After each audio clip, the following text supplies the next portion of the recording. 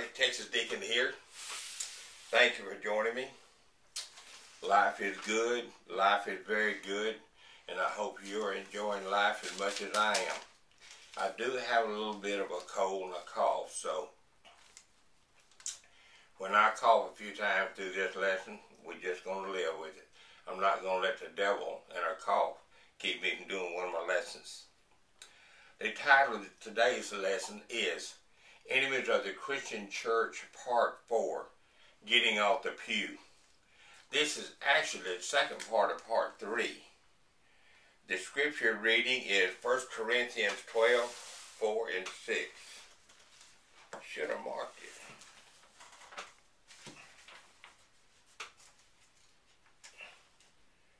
Corinthians 12. I'll remember next time to mark it.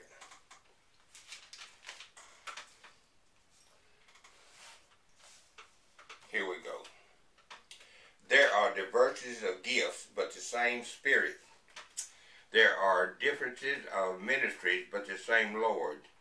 There are diversities of activities, but it is the same God who works all in all. There are a lot of diversities of activities. It is my goal in this lesson to, which I'm directing at what I call the pew warmer, to make them understand that there are a lot of very simple jobs in the church that they can do and need to be done. So that's the gist of this lesson. Now,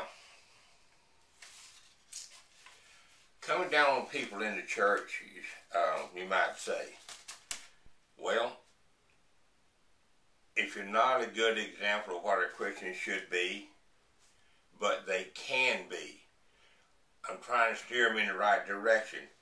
In Isaiah 38:1, it says, put thy own house in order first. So that's what I'm doing. I'm starting this series with the church.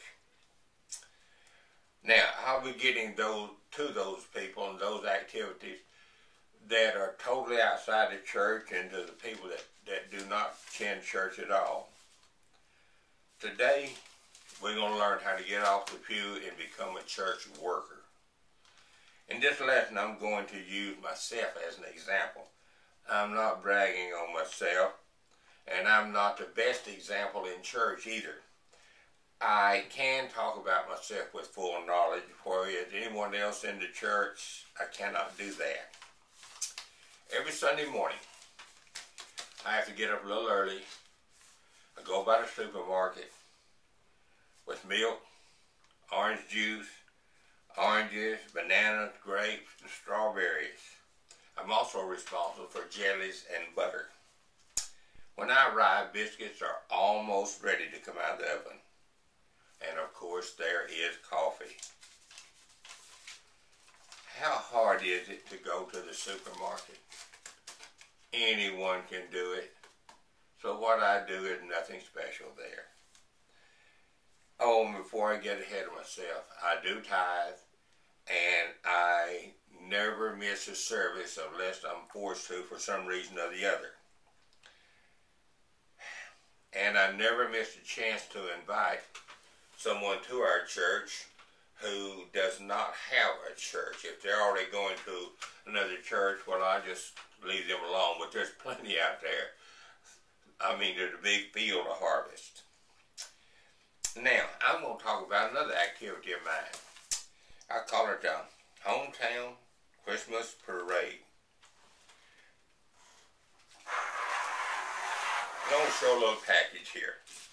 Now, I put this together, and in it, I put one of the church cards, the big one. Had a lot of information on it. Maybe we're going this way a little better, yeah. Now, also, here's a small card, billfold size. It goes in. A couple of 3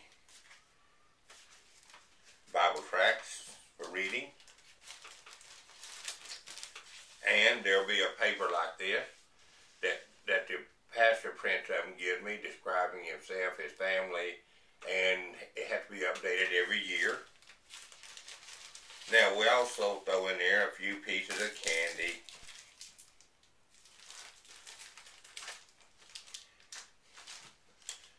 A cross, usually. These things are cheap. You buy them by the dozen.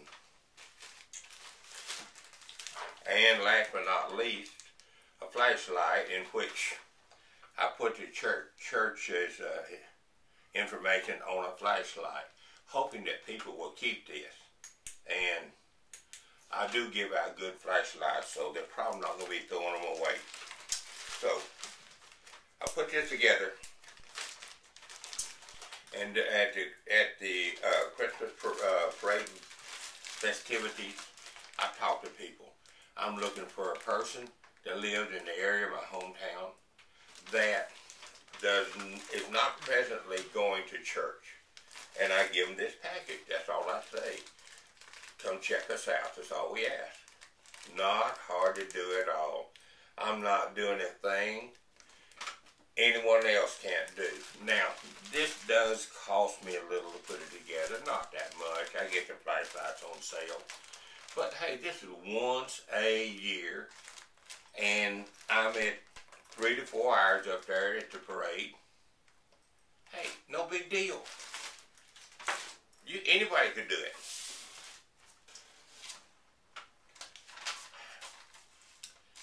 When you get up off the pew and say that you want to become an active part of the church, you're not going to be asked to get in the pulpit and preach, or you're not going to be asked to take over a Sunday school class and teach. Before you handle one of those positions, you've got to be around a while, you've got to have knowledge, and you have got to be tested.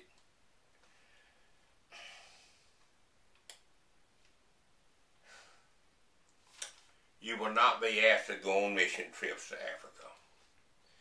You will not be sent to a monastery to live with the monks. But let's do some of the things that you can be asked to do. Can you operate a lawnmower? Most people can. Can you operate a vacuum cleaner? Most people can.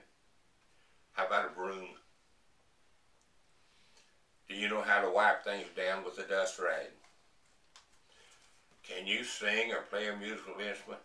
If you can, there's room for you on the praise and worship team.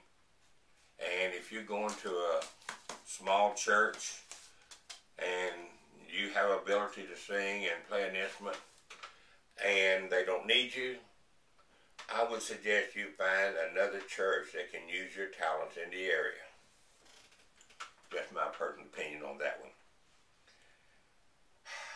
Can you pick up someone on Sunday morning or Wednesday night or whenever your church has services and bring them? Now, even if you pick them up and get them to church and it's inconvenient for you to take them home, there will be someone there that will get them home. That's not a problem. Can you wash dishes after the church has one of those occasions that they have food at the church? How hard is it for you to contact other church members and say, let's meet for lunch and have a little fellowship, or let's meet in the evening, your family, my family, and we'll eat a meal somewhere? This is a good way to get to know the people in your church. And you will learn that the deacons, the elders, and the teachers put their pants on one leg at a time, just like you do. You may feel that you just don't have that much to offer. And this is only the devil talking to you. Ignore him. All responsibilities in the church are not that easily noticed. For example, clean floors are never noticed. Dirty floors are immediately. Never forget that in your Christian walk, you're trying to please God. I'm sorry to say you will never please all the people all the time. Just accept that, okay? So I'm expecting a whole bunch of people to get up off the pew.